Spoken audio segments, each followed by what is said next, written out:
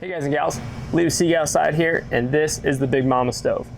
This is the largest stove we've made in our stove lineup yet, with the Cub stove coming in at the opposite spectrum of our stove line.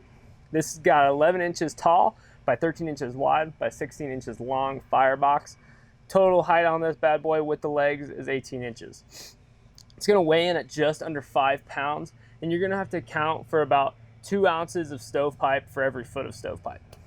So, new stuff. We got reinforcements on both sides, bottom and top of the stove. This is going to help with warping when you've burned in this thing for years and years, and maybe you've had to crank down on some nuts sometimes, or maybe just accidentally put it on too tight. It's going to help keep your firebox from warping.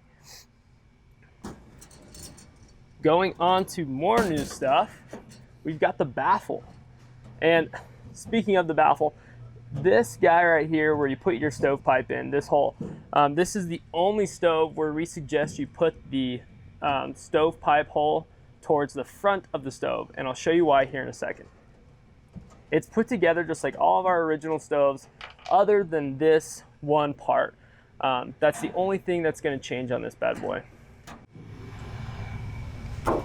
All right, so now you see that the baffle is oriented towards the back.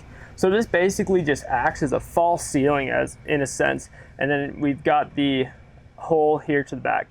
That's going to help with a couple of different things. First, your air drawing. So the air is going to get drawn in through the front intake holes, or through the door.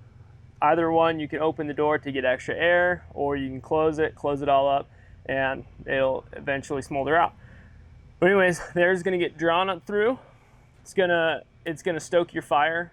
Stuff's going to combust in a perfect world if it's not really wet, and then it's going to come up through this hole into this chamber through this false ceiling here that I mentioned. What that's going to allow is that gas that is being burned off that hasn't combusted yet, it's going to allow it to combust. It's going to give you a longer burn time because this in here is going to burn cleaner. It's going to give you a hotter burn, and it's going to give you a more even heat transfer up here through the top plate. What that is going to do is going to allow you to cook more, and with heavier things. So cast iron on this bad boy is not an issue. Throw a Dutch oven, throw a 12-inch cast iron skillet on here and cook for the whole crew. It's not going to be an issue. So our testing on this was done with partly done with a condensed log. So a condensed log is something that Alaskan bush guides use a lot, just because it's so wet up there. Sometimes they bring in their own wood burn. So with one condensed log, this thing burned at 6 hours. That's the longest, just not doing anything, burn time out of all of our stoves. So 6 hours, one condensed log, that's a good amount of time. This is the stove all packed down with the stovepipe inside.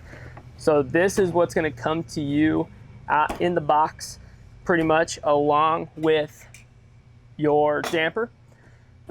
This is ready to go. You've got the legs, hardware, stovepipe, stove inside, and you can either throw this in a backpack, trade between friends. If you guys are backpacking, throw it on your horse, throw it on your llama, mule, whatever. Throw it in your car and keep it there if you're car camping. This is ready to go, ready to start a fire in, ready to burn in. Like I said, Lee with Seek Outside. This is the Big Momma Stove. You can find it at www.seekoutside.com.